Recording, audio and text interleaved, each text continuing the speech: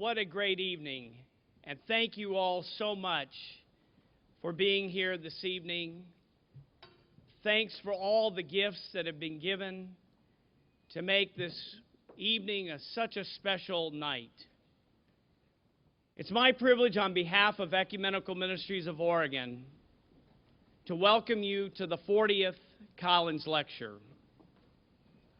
Thanks to the Collins Foundation, Ecumenical Ministries of Oregon has been able to bring to our state some of the finest theologians, ethicists, and religious leaders around the world to both reflect upon and to inspire us to better address the critical issues of the day, including issues such as international debt, global climate change, the conflict and hope for peace in the Middle East, relationships between churches and the broader interreligious community. On this special occasion of the 40th anniversary of this lecture, it is indeed an honor to have with us Archbishop Desmond Tutu, Nobel Peace Laureate, a friend of all, a hero in South Africa, who tonight is also joined by his wife, Leah, his son-in-law, Matunzi. All of you, welcome to Portland, welcome to Oregon, welcome to the Pacific Northwest. Welcome.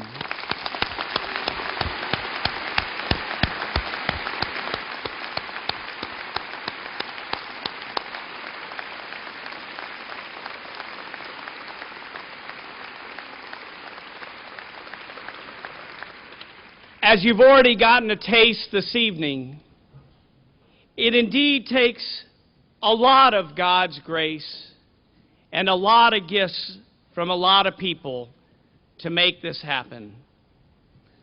Tonight, I want to first acknowledge and thank the Collins Foundation and the Collins family who makes this possible, and for their continuing gift of energy infused into the ecumenical movement in this part of God's kingdom.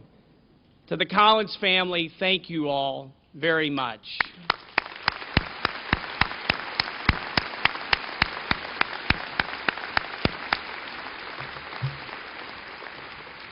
I also want to thank all of our sponsors. They're listed in your program this evening, but especially those sponsors who have helped us this year to invest in a year-long process ecumenically to explore deeper the theme, the transformative power of reconciliation. I'd like to name them this evening: Providence Health Systems, Legacy Health Systems, Nike, the Episcopal Diocese of Oregon, and Oregon Public Broadcasting, who tonight is broadcasting live throughout the state, if not through the world, Archbishop Tutu's address. Thanks to those folks for making that happen.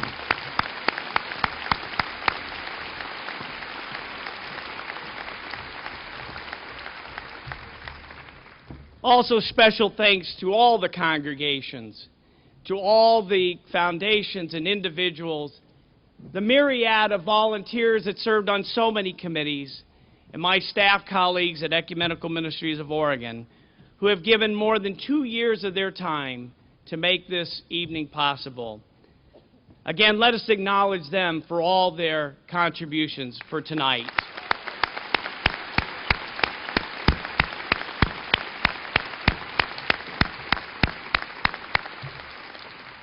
And one final note of gratitude and big thanks to the University of Portland, for President Beauchamp, for hosting us tonight. If you think this was a task, I understand that yesterday, this room was full with graduation. And not only that, there's a board meeting coming at the end of the week, and who else knows what else is happening here? President Beauchamp, thank you for taking the time and for hosting us this evening. Thank you so much.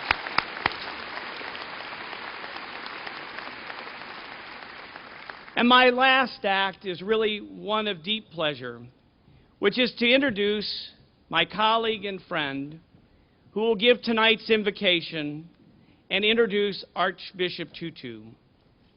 It is indeed my honor to present to you one of Oregon's most respected church and community leaders, a woman in all her life who exemplifies the task and the call to peace, justice, and reconciliation, and a person who has faithfully served the ecumenical movement in her service on the Ecumenical Ministries Board of Directors as former past president, her leadership in the Episcopal Diocese of Oregon and the Anglican Communion around the world, and also as her service as the rector of St. Philip the Deacon Episcopal Church here in Portland. I present the Reverend Alcina Boozer.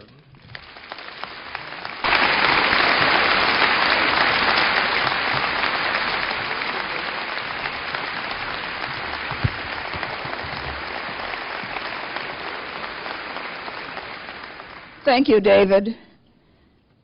My brothers and sisters of the human family, on this amazing and special night, let us pray to the gracious and holy God and creator of all that is. For we give thanks to God for calling us together from different spiritual traditions to discover the transformative power of reconciliation. God, you have given us a world filled with beauty and hope. Yet the beauty is sometimes dim and the hope dim by quarrels and wars.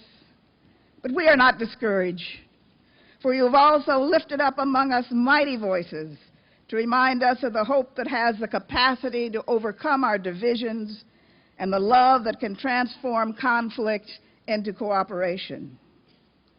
We are thankful this night that we shall hear the voice of one who has delivered the message of your love and the call to be reconciled across the waters and continents of this fragile earth, and we share and protect it for many generations yet to come. We pray that we may all emerge from this time together with a stronger commitment and greater determination to be reconciled as sisters and brothers so that the power of love may someday overcome the love of power. Amen.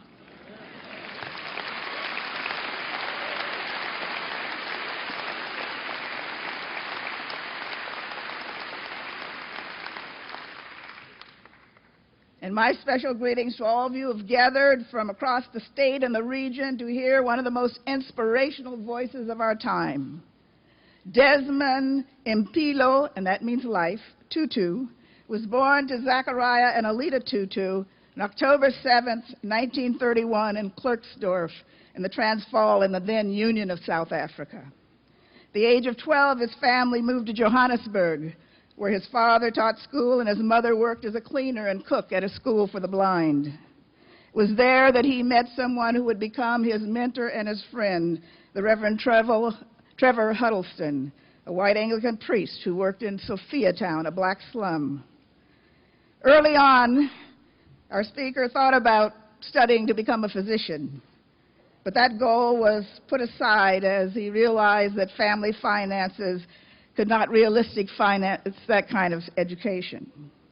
So he became a teacher, following the footsteps of his father, studying at Pretoria Bantu Normal College. He taught school, the high school level, until he resigned in protest over the Bantu Education Act, a measure that negatively impacted the educational prospects of black South Africans. This proved to be a major turning point in his life as he later enrolled at St. Peter's College of Theology and was ordained a priest in the Anglican Church. The Reverend Tutu traveled to London, where he studied at King's College, earning both his baccalaureate and master's degrees in theology.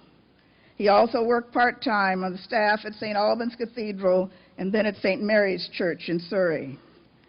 In 1967, he returned to South Africa, where he used the power of the pulpit to highlight the plight of the African population while serving as a chaplain at the University of Fort Hare and as a lecturer at the National University at Lesotho. As he became a well-known voice against black oppression under the apartheid system, he served a largely white parish. became a delicate balancing act to charm them one minute and challenge them the next. And when some black leaders were puzzled by his interaction with P.W. Botha, the then prime minister, he reminded them that even Moses talked to Pharaoh. He challenged white liberals when he called for a boycott of South African products. And in 1972, he returned to the UK, where he served in the post as vice director of the Theological Education Fund to the World Council of Churches. Went back home in 1975 to Johannesburg to accept the position of Dean of St. Mary's Anglican Cathedral, the first African person to hold that position. He went on to become the Archbishop of Cape Town, also the first person of African descent to hold that position. As apartheid ended and Nelson Mandela became the president of the Republic of South Africa, Archbishop Tutu agreed to head the Truth and Reconciliation Commission. To the world's astonishment and relief, this native son of South Africa once again, through his life's work, demonstrated the transformative power of reconciliation. On the occasion of his 1996 retirement as Archbishop of Cape Town, Nelson Mandela said of the Archbishop, "His joy in our diversity and his spirit of forgiveness are as much a part of his immeasurable contribution to our nation as is his passion for justice and solidarity with the poor." Anyone who knows Archbishop Tutu or knows of him knows that he hasn't retired. He has simply extended his work to a larger arena as he continues to serve as a global activist on issues pertaining to democracy, freedom, and human rights. My sisters and brothers, it is a distinct honor and a humbling privilege to present to you the most powerful prophetic practitioner on the planet, the Most Reverend Desmond Tutu, Archbishop Emeritus of Cape Town.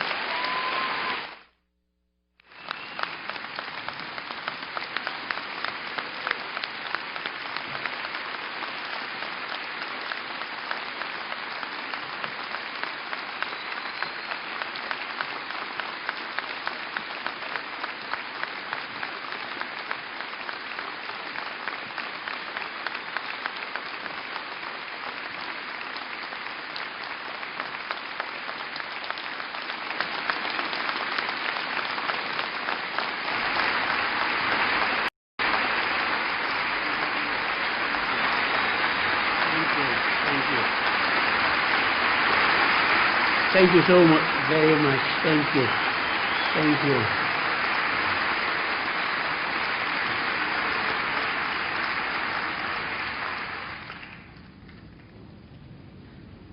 That was scary.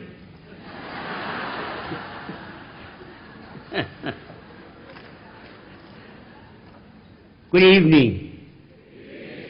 No, that really is lousy. Good evening. Much better. Thank you so very much. Thank you, Alicia, for your kind words of introduction. It is a very great honor to have been invited to deliver the 40th Collins Lecture of the Ecumenical Ministries of Oregon. David Leslie and his colleagues have been wonderful in their welcome and hospitality, for which we want to say thank you. Do you think you could just about manage a clap for them? Yeah.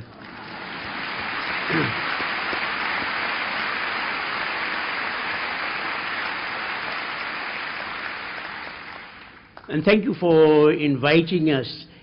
I was just bowled over by this concert by the Voices of Reconciliation. I think they were fantastic.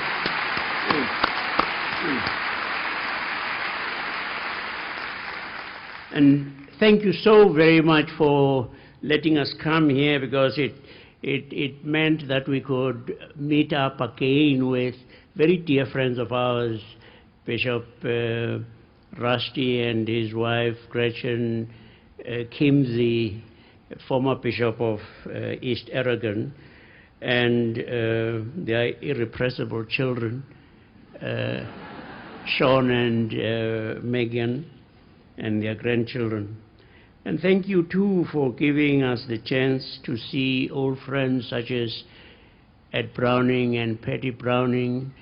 Ed was the presiding bishop of the Episcopal Church at a time when we needed support in our struggle, and he led the church in its divestment campaign, and I wondered again whether I could prevail on you to just give them a little slap.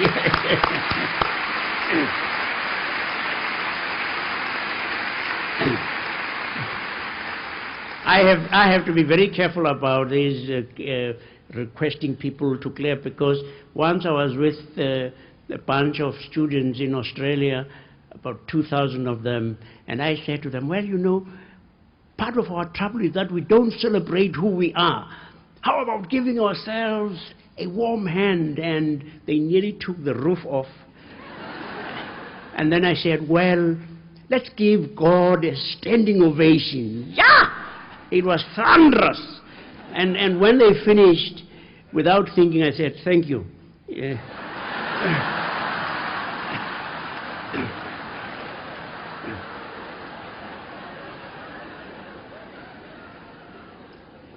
Sometimes when one goes to occasions such as this one, they might sometimes say, oh, well, you know, he really does not need to be introduced. He's well known. Well, this is something that I tell now and again when I want to try and keep my head slightly smaller.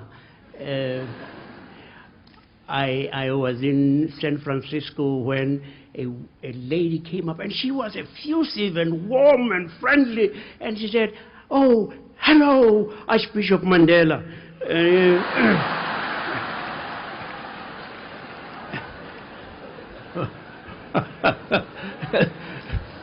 Sort of getting two for the price of one.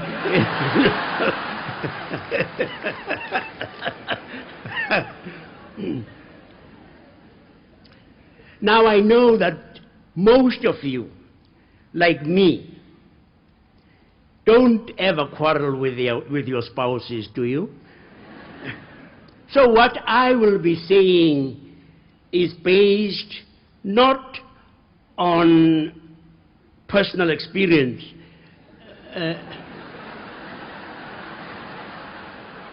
It's based on hearsay.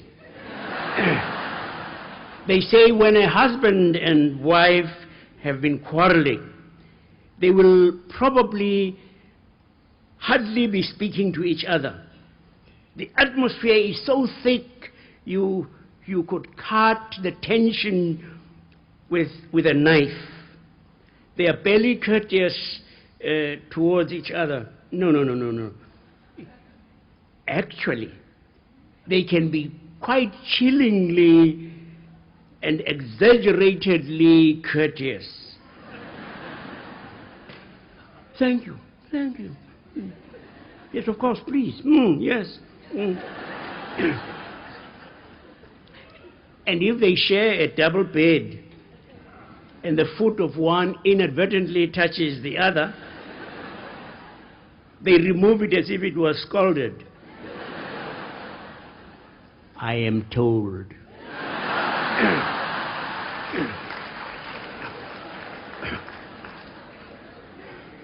It is really awful to be in that confined space together.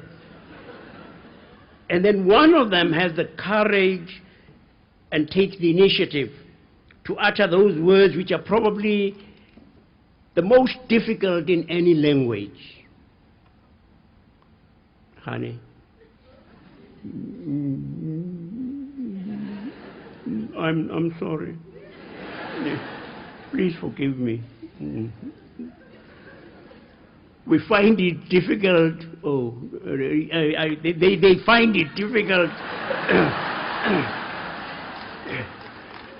to utter them even in the privacy, in the intimacy of our bedrooms. But we all know, once they have been uttered, wow, their potency is like a magic wand. That tense, cold, unfriendly atmosphere is in a trice transformed. The dynamics are altered. Sure. You ask yourself why you tortured yourself for so long and made yourselves miserable. And now the faces that wore looks that could curdle milk break out into smiles and you relax. The taut muscles round your tummy relax and your blood pressure drops. And yeah, it is fun to be together again. And you cuddle and kiss and hold hands and look into each other's eyes. Hey, hold it. I have been told that this is what does happen. When you forgive or are forgiven, it is something that is actually good for your health. Forgiving is not just being altruistic. It is, in fact, the best form of self-interest. Forgiving is actually good for your health. Reconciliation has certainly, in this instance, shown its immense power to transform. Is this a paradigm that can be replicated in other instances? Or conversely, can we show that when it is spurned, rejected, the opposite of transformation happens, that a wilderness of weeds and barrenness in terms of human relations and existence are the painful result? Most serious scholars, not given to sensationalism and hyperbole, if asked in the old apartheid days what they thought was most likely to happen in South Africa, generally predicted that they saw no other way for that seemingly intractable situation. There, a small white minority enjoyed enormous privileges at the top of the social, political, and economic pyramid, whilst the vast majority of that land, people of color, languished at the bottom of the pyramid of privilege and prosperity. They saw no other way than that a catastrophic bloodbath was going to overwhelm our beautiful land. And on the eve of our historic first democratic elections, it did seem as if those doleful predictions were on the way to being fulfilled.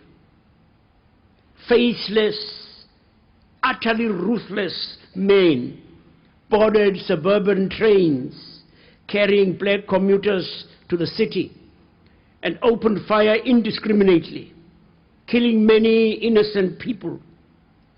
Drive-by shootings happened at our taxi ranks and bus stops.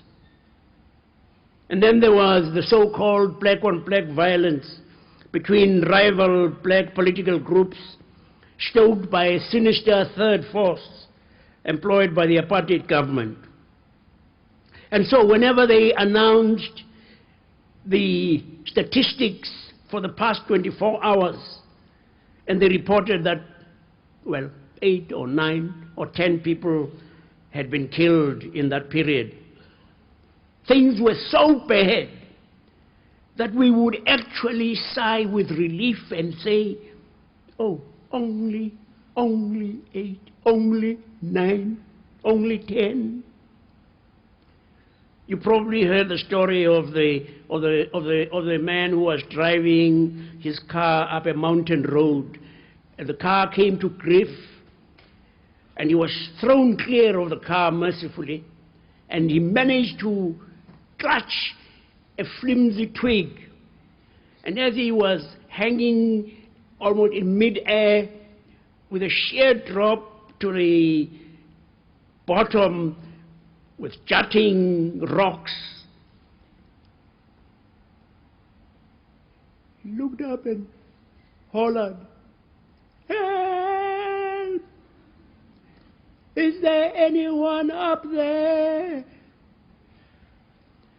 And a solemn voice responded, "Yes, my son. Do you trust me?" "Yes."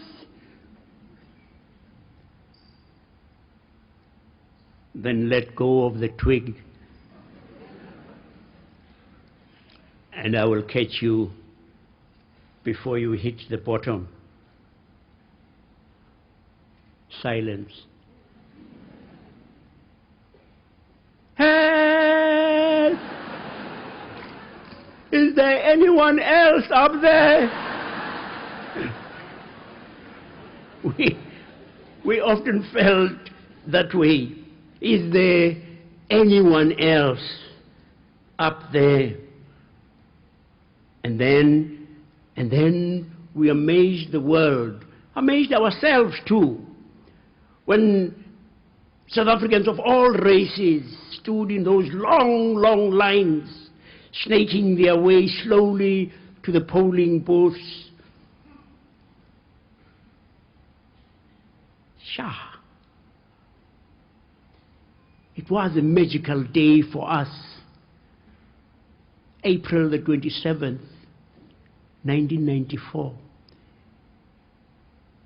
There never will be another day quite like it. And we know just how much we depended for that to have happened on all of the many, many people around the world who prayed for us, who demonstrated on our behalf, who were arrested on our behalf, who boycotted South African goods on our behalf. And it's a fantastic privilege, you know, to come round and be able to say, we asked for your help, and you gave it, and now we are free. Hey, hey, we are free, we are free.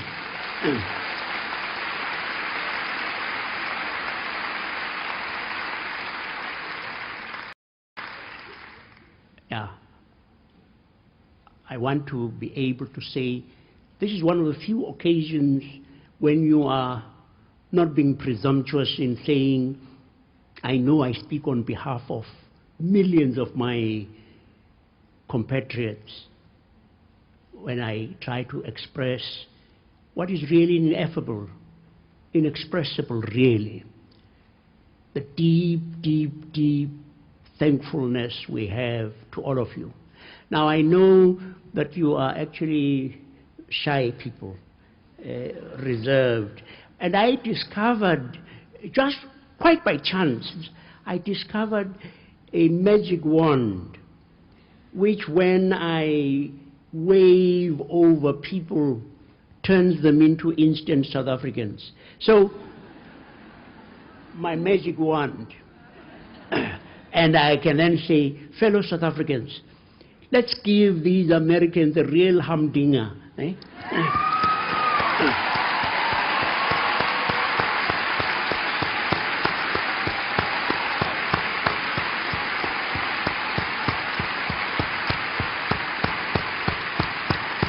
Thank you, thank you, thank you, thank you. Oh yes, I wave it over you and you revert to your normal shy self. Yeah. We voted on that day, and the cynics, the skeptics said, just wait until a black-led government comes to power. Then there will be an orgy of revenge and retribution as the blacks get down to the business of getting their own back for all those many years when their dignity was trampled so carelessly underfoot. Well, of course, as you so well know, that did not happen. No, the world watched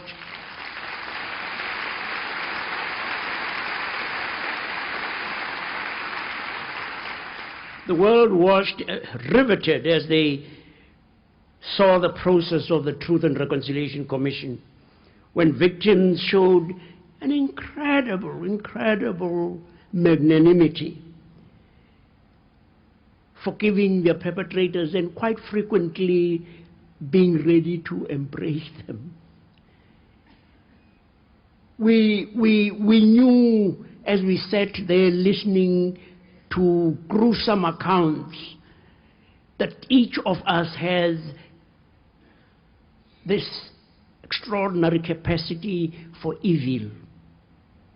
But exhilaratingly, we also discovered that we, each one of us, have an incredible capacity for good.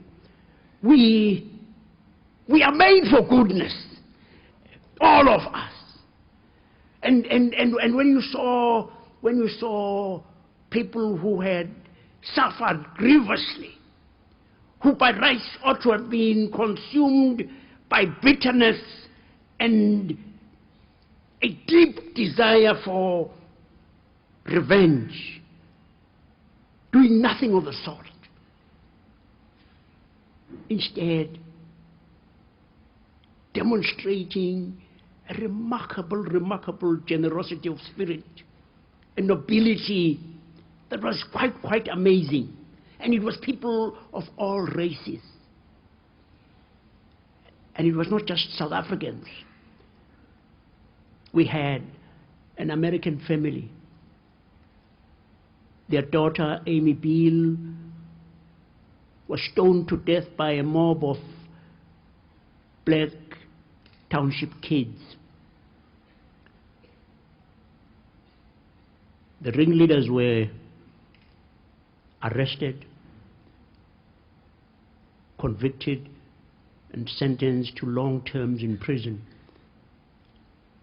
And then they applied to the Truth and Reconciliation Commission for amnesty. Amy's father and mother came all the way from California, Peter and Linda. They came and they attended the amnesty hearing. And they had the right to oppose amnesty. Peter got up, he has since died, got up and said, Amy is looking down at us, and Amy would want us to say we support the granting of amnesty to these young men who killed her so brutally, so gruesomely, stoning her and stabbing her to death. But that was not all. They then founded the Amybill Foundation to work in the township where their daughter was killed, to salvage as many young people from the poverty and the deprivation of a township. They set up a bakery to teach people to bake bread so they can sell. And you'd almost think I'm making it up. The two young men who had been granted amnesty, who had killed their daughter, are now employed in the Amybill Foundation.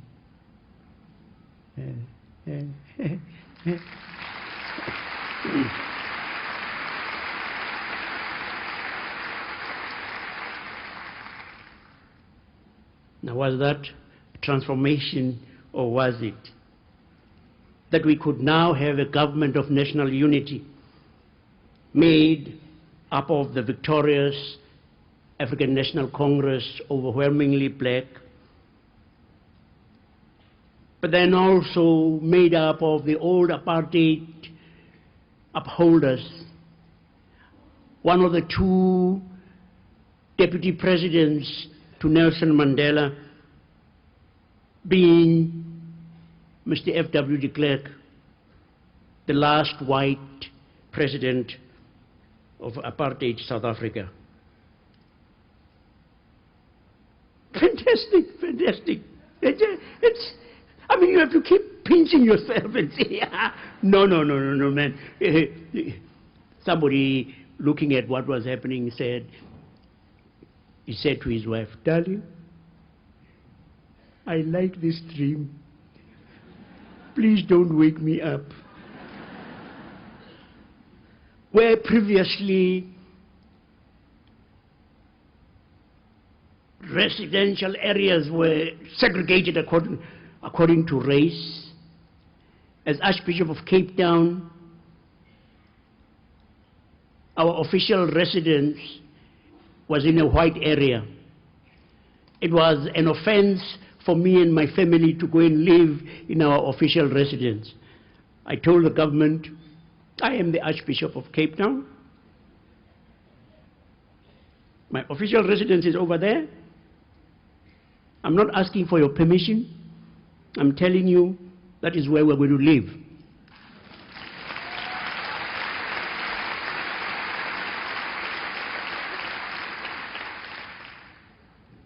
Well, they did nothing, fortunately. Today, you can live wherever. They used to have police climbing trees to peep through windows to see whether white people were having sex with people of another race. They would rush in and feel the temperature of the sheets, making something beautiful so sordid. Now you see mixed couples walking arm in arm. Not. Sometimes they're in a clinch, and you can't even get a razor blade between them. And when I last looked, the sky was still firmly in place.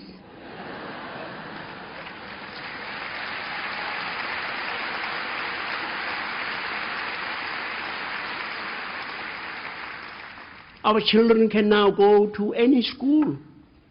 And where we live, not very far from where we live in Cape Town, is a high school.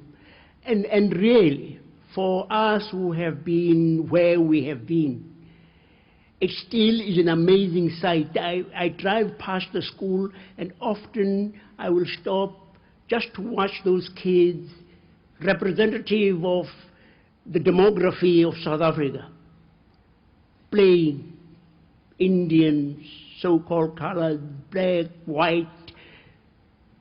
And we had been told once that happened, that was the end for South Africa. We are no longer the world's pariah, with most people boycotting and refusing to buy our goods, refusing to play sports with us. We became the flavor of the month.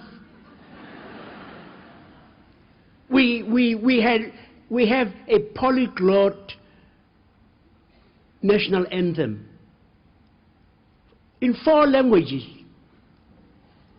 and it incorporates music that was significant to a particular group. And we have 11 official languages. Incredible.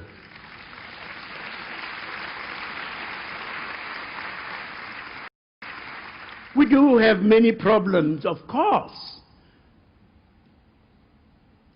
Just have someone tell me a country that does not have problems, and I will tell you, I will show you a wonderful liar. We have many largely the legacy of apartheid, but not exclusively.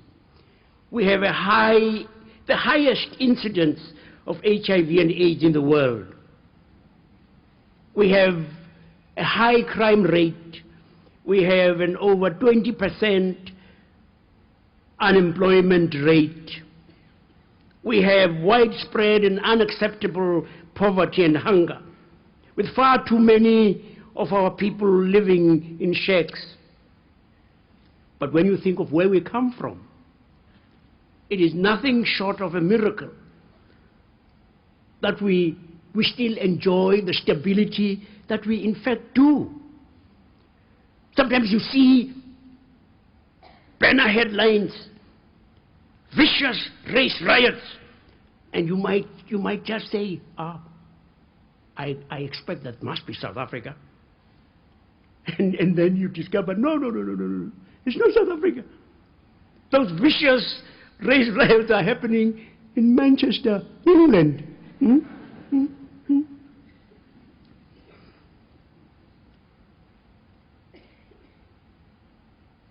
But we think Mahatma Gandhi was right. He learned a great deal of his satyagraha in South Africa when he said, where the law of an eye for an eye operates, soon all the people will be blind. Forgiveness and reconciliation have been potent in bringing about an extraordinary transformation. Our country, that used to be something like a repulsive caterpillar, has been transfigured into a gorgeous butterfly. We are no longer shunned.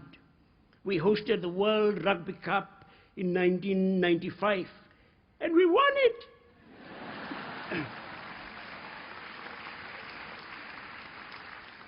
When Nelson Mandela walked onto the pitch wearing a Springbok jersey. Fantastic, fantastic. That victory did more than all the sermons of an archbishop in uniting us, all the speeches of politicians. And of course, we've repeated the victory in France in 2007. And here we are going to be hosting the world's largest sporting extravaganza, the World Soccer Cup in 2010.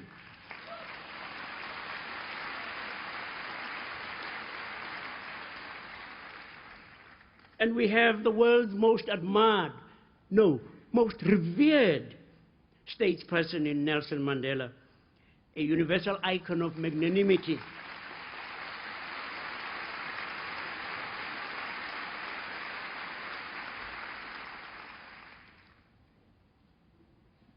A universal icon of magnanimity, forgiveness, and reconciliation. The world is hungry for these. When they are rejected, we are the losers. Just look at what happened in Northern Ireland all these many, many years when Roman Catholics and Protestants were at one another's throats. There was such a heavy pall of hatred and hostility and retribution and revenge. It was a thoroughly unhappy land where the outrage of one side provoked inevitably a reprisal from the other side in an inexorable cycle of outrage, reprisal, counter-reprisal, counter-reprisal, ad nauseam, until 10 years ago, your Senator George Mitchell helped to facilitate the Good Friday Agreement. We were invited by the BBC also to participate in a kind of TRC in Belfast, and the BBC has it as a series, Facing the Truth. Now you walk the streets of Belfast, no soldiers with their fingers on the trigger, no shop fronts boarded up, No, the sun is shining, the people are smiling in the streets. Northern Ireland is prosperous now, and unbelievably, Roman Catholics and Protestants cooperate in a joint administration. They smile and laugh together on television, and then you have to say, no, this can't be true. And it is. In Rwanda, see what happened when the two ethnic groups were at each other's throats for so long. It culminated in the 1994 genocide when nearly 1 million people were killed. And now, after a process of some forgiving and reconciliation, there is an unexpected stability and prosperity. But see what has happened in Kosovo, between the Serbs and the Kosovars. They have been at each other's throats for centuries. Look at Sri Lanka. Look at, we could go on with a baleful catalogue. What is going to happen in the Middle East between the Israelis and the Palestinians? Well, we saw what happened in January. Hamas do what is a gross violation of human rights in firing Qassam rockets on unarmed civilians in places such as Sderot. And whenever this happens, the Israelis reply powerfully and devastatingly, as in January when 300 children were killed and many innocent civilians were killed. And that too is unacceptable. Unless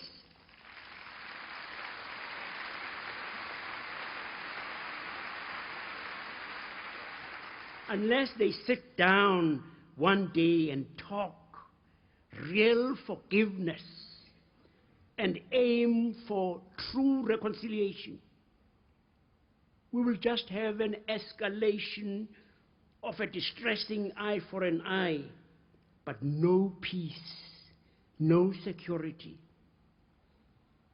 You see, we saw in South Africa that these will never come from the barrel of a gun. No, they come when the inalienable rights of all are recognized and respected.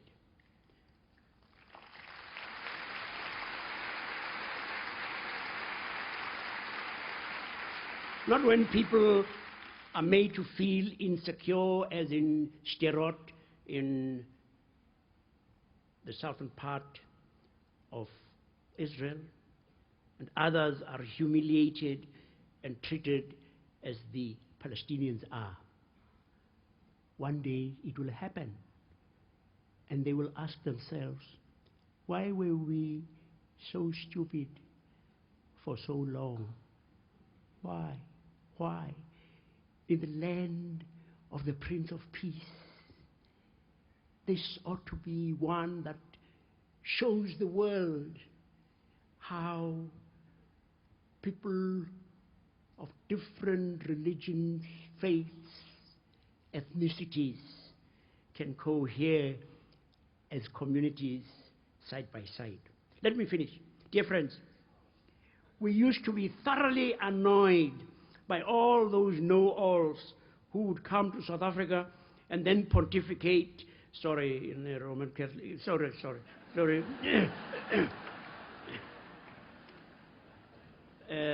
yes, about how we should resolve our problems. Well, having said that, may I suggest that what you need here in the United States is something like a Truth and Reconciliation Commission.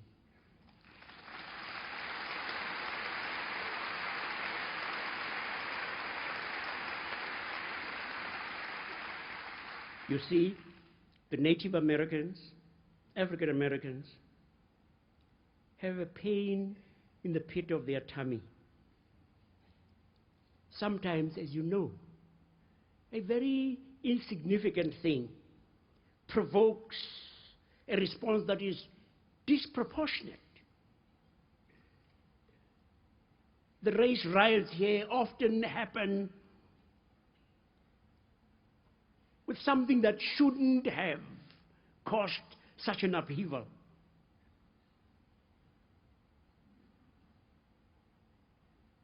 I was always shocked when I came here for the first time in 1972. I was quite shocked to discover just how angry and, yes, bitter people of color were in this land. But I found out why.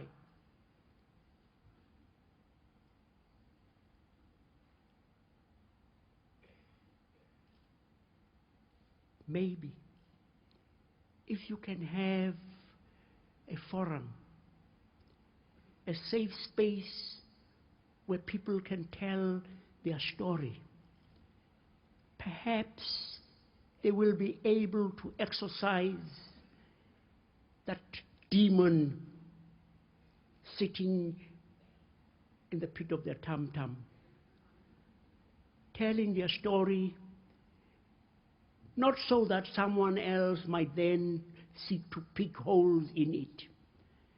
Tell their story, affirm them. And maybe all of you, white people too,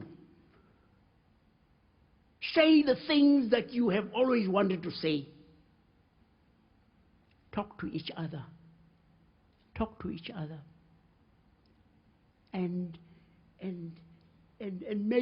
maybe you can begin to heal. You have made a wonderful start. Just look at your White House.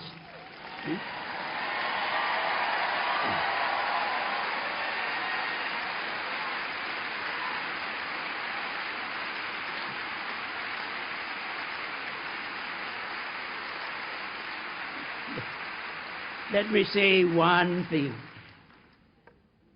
Yes, you can.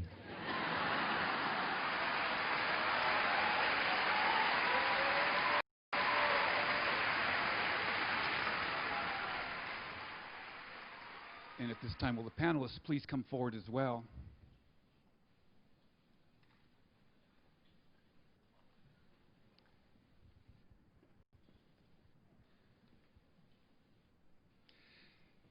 As the panelists are coming forward, I first of all want to thank Archbishop Tutu. You remind us in your words of the power of words and presence to speak to us and transform our lives and remind us of what is good in life.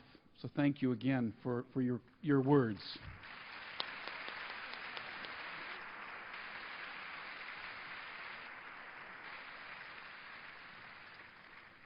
And your presence with us.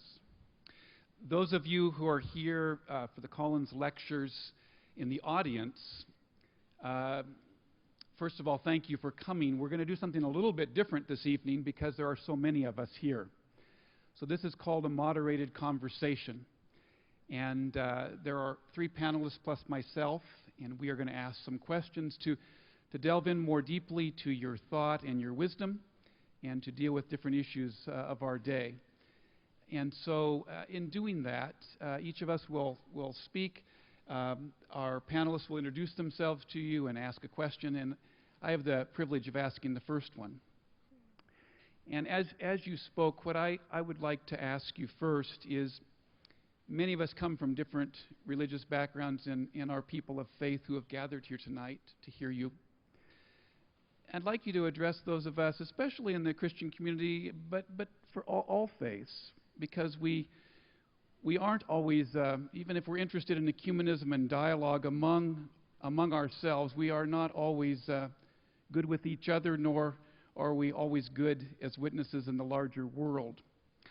And so my question is, what do you see as both the opportunities and the challenges for those of us, whether we're in the Christian church in one form or another, or people of faith in different ways, what are the challenges and the opportunities for us to find unity among ourselves, but also contribute in a positive way to the larger world of which we're a part?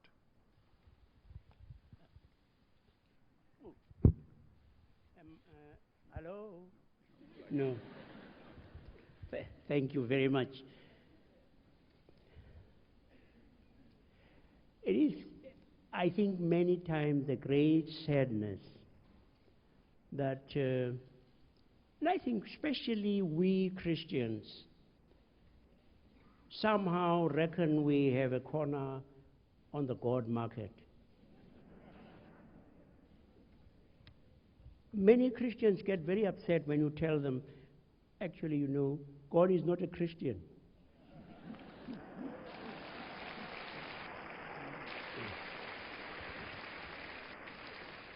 I mean, they are the sort of people who reckon that when the Dalai Lama, for instance, comes before God, God says, oh man, you know what? You really are a good guy. Ha! What a shame you are not a Christian.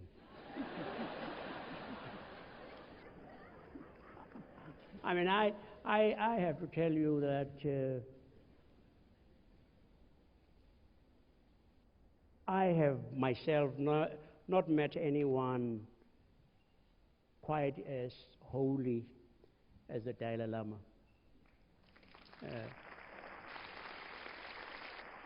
He's actually quite mischievous, you know. When we get to be together, you are amazed that he can have that serenity. He's been in exile for 50 years.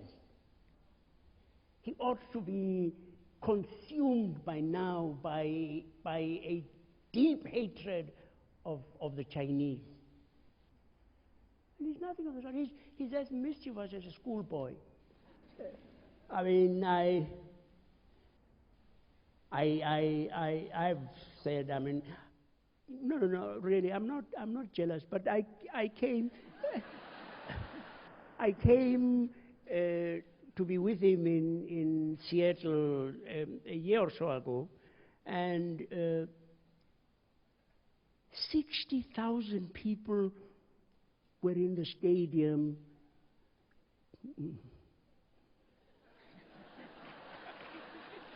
Yes. And I mean, to listen to somebody who can't even speak English properly. But it's amazing the attraction he has for people. That it isn't what he says so much as who he is. And I have often, I mean, when we're together, I have to say to him, hey, look here. The cameras are on us. Just try to behave like a holy man, you know. But the fact of the matter is that many of us Christians have forgotten the history of our faith. We have forgotten that we used to burn witches. We used to burn those we said were heretics. In the name of religion, in the name of God. We, Christians, undertook the Crusades. And we can have the cheek of describing other faiths as violent.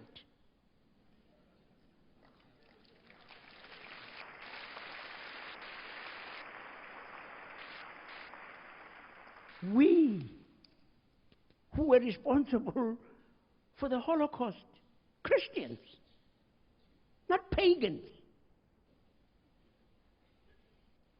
Christians were some of the most passionate slave owners. Christians. We were responsible in South Africa, we were responsible as Christians for one of the most vicious systems. We ought to walk humbly, and I mean, look at what we did in Northern Ireland. Christians. We recently had a group put together by Kofi Annan just before he stepped down as Secretary General of the United Nations. We had a rather pretentious title. We were called the High-Level Group of the Alliance of Civilizations.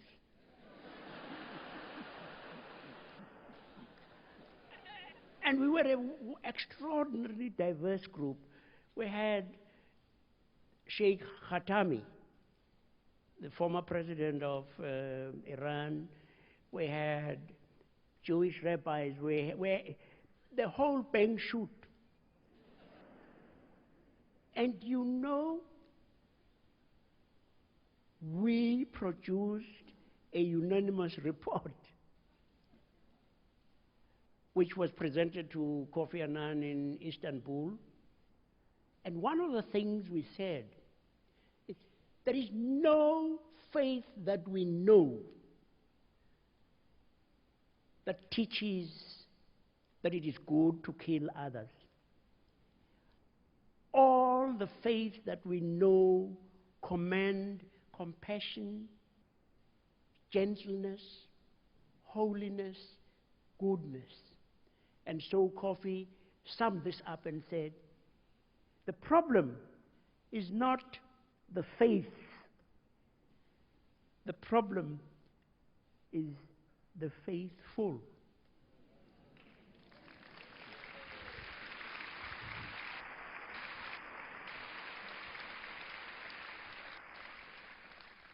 So we have other panelists here. And Gulsar, will you start? And I think you have a mic there as well. So let's take the next mic there. Thank you. Yes. Your Eminence, my name is Gulzar Ahmed. I'm with Interfaith Council of Greater Portland. This council was started shortly after September 11, 2001. And it was to promote understanding between different faiths, religions in Portland area. And also for mutual protection of religion and religious liberty. I have the great honor of asking you a question. I promise it will be very simple for you to answer. What insight can you offer regarding the role that the world religions have in working together to foster interfaith dialogue and interfaith understanding? What difference does it make, the interfaith work make, in reconciliation and world peace? Well, I thought that maybe what I said in answer to moderator's question would cover that. But let me just say, it is amazing actually when you come to think of what each of the major religions speaks when it teaches about, say, human beings. Of course, as you know, Judaism, which has influenced us, speaks about each one of us being created in the image of God.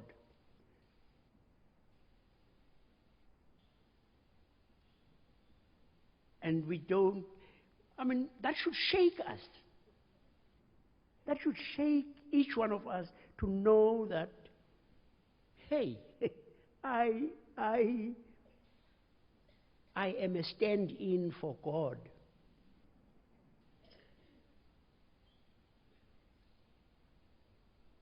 Do you believe this? I mean, do you believe that you are a God carrier? Huh? So Judaism, Christianity share that. But that's the same in Islam. Islam speaks the same language about our being created in the image of God. Hinduism speaks of dat tuam asi. That is who you are, or what you are. And the that which you are is the divine.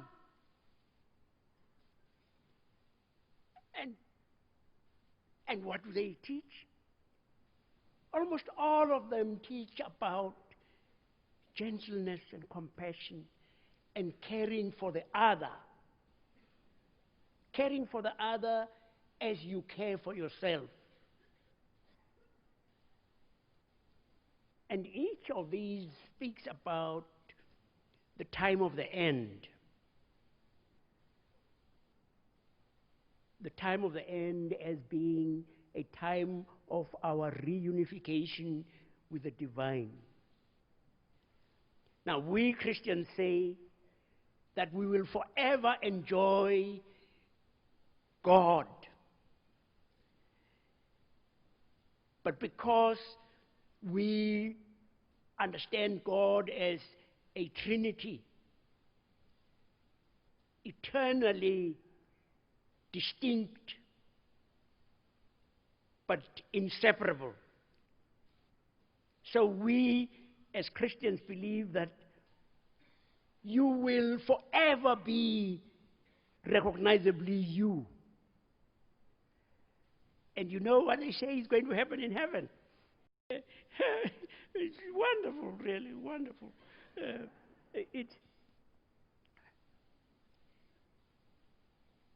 Because God is infinite, there is never going to be a time, well, I mean, and you use that kind of language, space, temporal language, which is inappropriate really for there.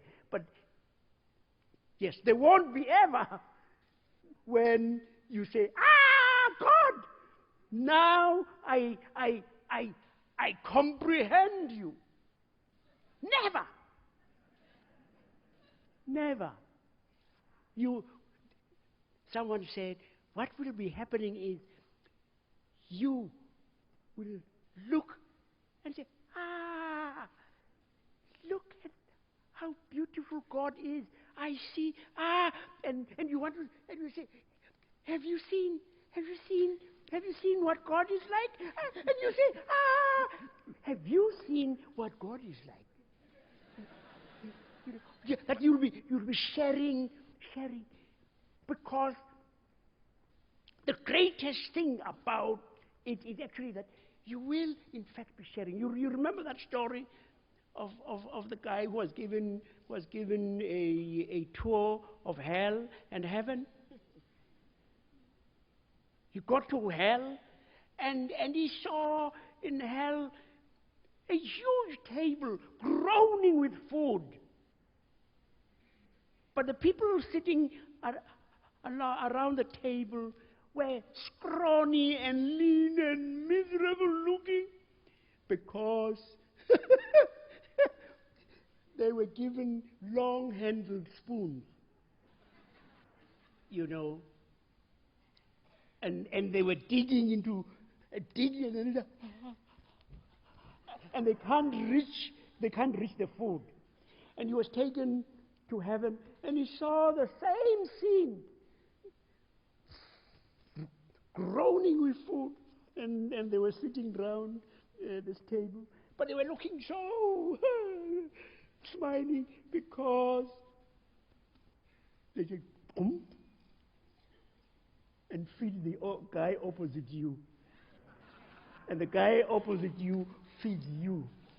What? Voila!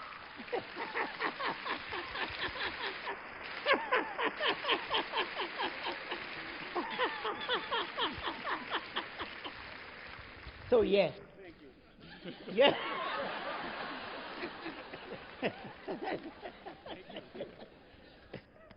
Okay, Charlene, you get the next question.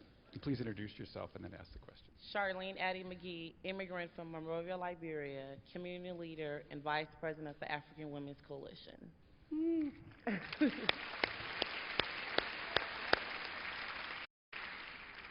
How does the election of President Obama play in the global arena of truth and reconciliation? What role should elected leaders play?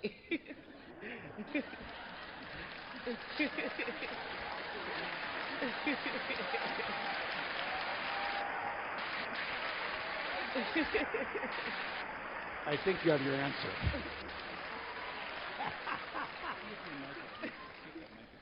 Hello, hello, hello, hello.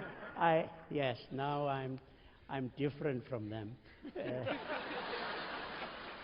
But may I just say this? First of all, both of you are beautiful. You are, no, if I were younger.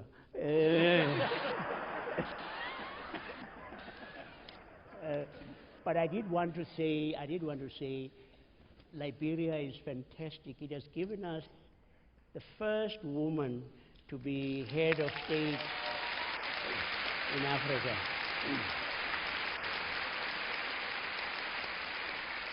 And the peace that did happen in Liberia, very, very, very largely was the work of the women.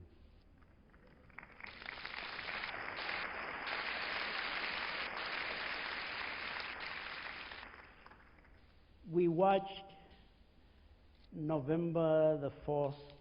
My wife and I were at a game reserve, and she was sitting in front of the telly, and in fact it was watching what was happening in Chicago when they were celebrating, and she was sitting there and, oh, I'm so happy. And the tears were, I don't know why I'm crying, oh, but I'm so happy. I'm so, everywhere in the world, virtually. Well, here,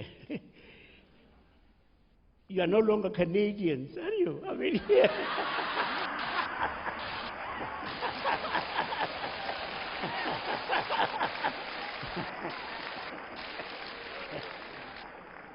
I mean, now hey, I'm an American, yeah. Oh, yes, of course. Oh, I come from Obama land. Isn't it actually fantastic what one person, but it isn't one person. He just embodies all of you. All of the wonderful things that you are, you know, and he's given the world, I mean, despite this economic downturn, I wish I knew where the money went, but that's another story.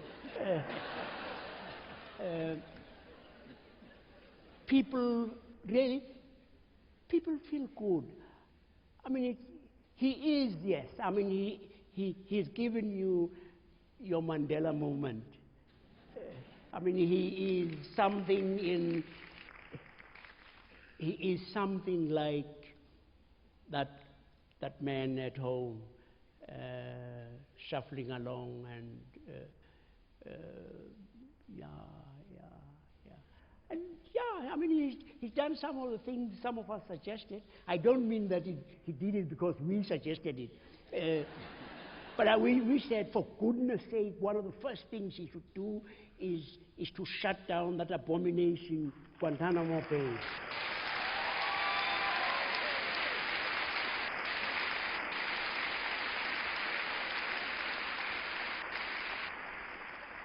Then I suggested,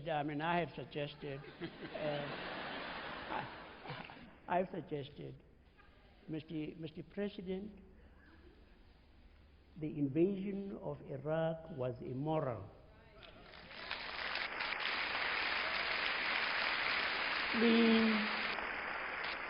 Please just say sorry to the Iraqis, sorry that we did that, and sorry to the world that we were so economical with the truth.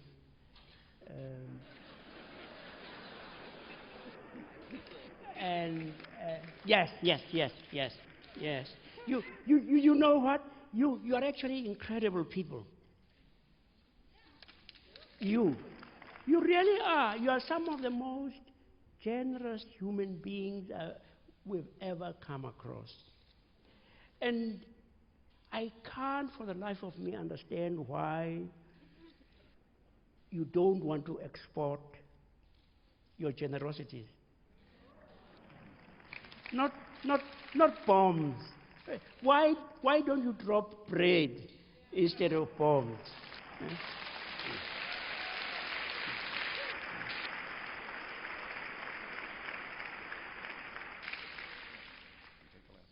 Yes. Okay, we have one last question. Alicia, would you introduce yourself and then ask your question? Hello, I'm Alicia Finney. I'm a student at Schmeckter Community College and also a member of the Confederated Tribes of Grand Ronde. And my question is, as a young person and a member of an indigenous community, what challenges and opportunities do you see in my generation for dealing with the historic oppression of various cultures? And where is the hope for the future? Oh, yes. Sorry. Thank you. Have you noticed, actually, just how frequently God uses young people?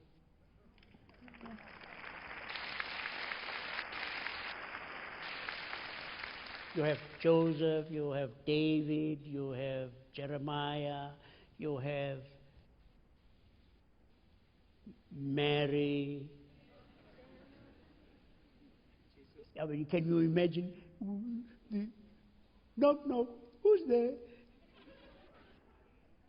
Gabriel. Gabriel who? The archangel. Come in. Hello, Mary. Hello. Mary, God wants you to be the mother of God's. What? You know, in this village, you can't scratch yourself without everybody knowing about it. And you want me to be what? An unmarried mother? No, I'm a decent girl. Try next door. I mean, we would have been in a real pickle. And Jesus, 30 years of age. I know. For some, 30 seems to be decrepit and ancient. But 30. St. Francis of Assisi. You think of it. I mean, here in this country, when you were fighting in Vietnam, it was largely, not exclusively, but largely young people who forced this country out of Vietnam.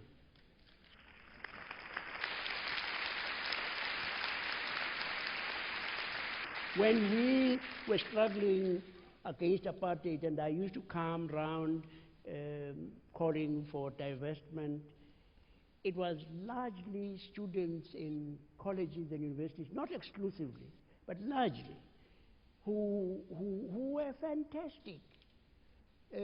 Because you dream. You dream dreams, God's dreams. You dream of a world that, where they beat their swords into plowshares. You dream of a world where war is no more. You dream of, look at the Bonos, right? Who say, we can eradicate poverty. We can cancel all the debt. We can afford it.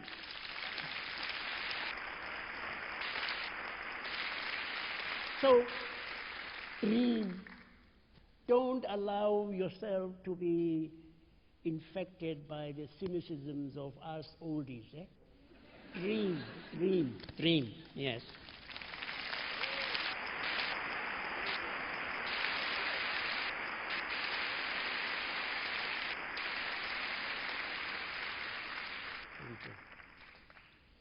Thank you again, Archbishop Tutu.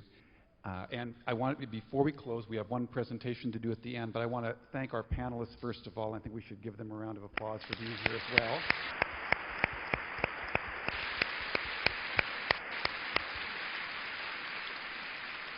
And the moderator. And the moderator. And our translators Yes, there. and our translators. That's right. Thank you.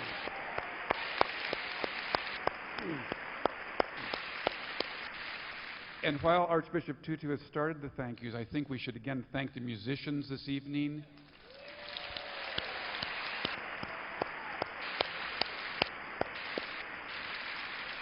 And before I introduce Reverend Beauchamp, who will be giving the final presentation, I think we want to thank the University of Portland for their hospitality and grace.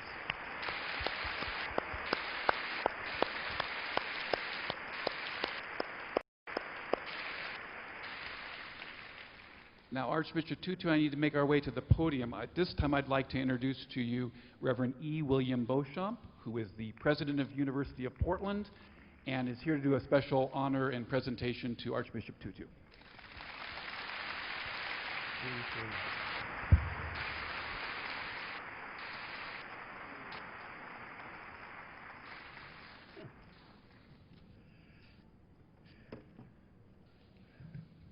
Thank all of you for coming and joining us here at the University of Portland and welcoming this very special individual, Archbishop Tutu. Archbishop, as was mentioned yesterday, we had graduation ceremonies at the university where we awarded degrees, a number of degrees to our students, including some honorary degrees.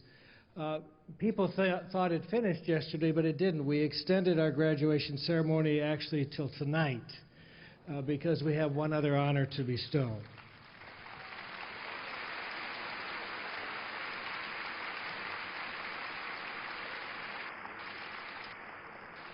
You have honored us with your presence, and I would now like to read a citation. For 108 years, this university has been unswervingly devoted to the astonishing news delivered by Jesus the Christ, that life defeats death, hope defeats despair, light defeats darkness.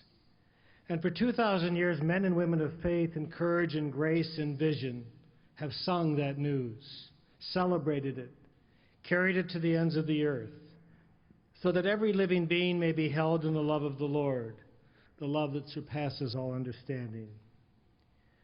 One of the miracles of the faith that arose from the words of Jesus are men and women who devote their whole lives to this news, to carrying it everywhere, to bringing its light to dark corners, to defending it against the armies of the night. Such a man is Archbishop Desmond Tutu, who has traveled the world as an eloquent and passionate voice of forgiveness, reconciliation, justice, and peace. As minister and teacher, as activist and public servant, as writer and servant of the faithful, he has challenged violence and greed at every turn, diffusing rage and puncturing pomposity, using laughter as a glorious form of public prayer, singing the miracle of the Lord's message. With the utmost respect for one of the greatest teachers of forgiveness this world has ever known, with deep and abiding gratitude for his exemplary and remarkable service to the good news of the Christ, and with affection for a man whose irrepressible faith is a beacon for millions more people than he will ever know, the University of Portland confers an honorary doctorate of humane letters, honoris causa, on Archbishop Desmond Tutu of Cape Town, South Africa.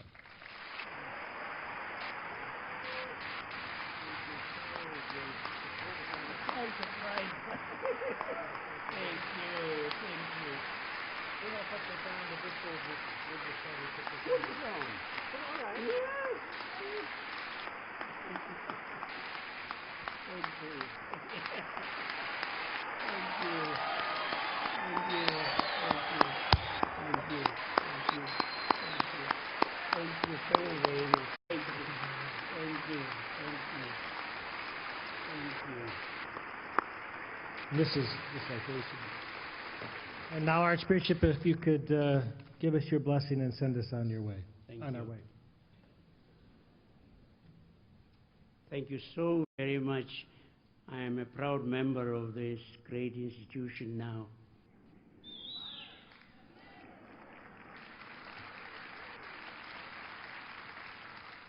O Lord, make us instruments of your peace. Where there is hatred, let us sow love. Where there is injury, pardon. Where there is doubt, faith. Where there is despair, hope. Where there is darkness, light. Where there is sadness, joy. O divine Master, grant that we may not so much seek to be consoled as to console, to be understood as to understand, to be loved as to love. For it is in giving that we receive, it is in pardoning that we are pardoned, it is in dying that we are born to eternal life. Uxolo lukaThixo olugqitha kuko konke ukuqonda malugcine inhliziyo nengqondo zenu ekumazini nasekumthandeni uThixo nonyana wakhe uYesu Kristu inkosi yethu.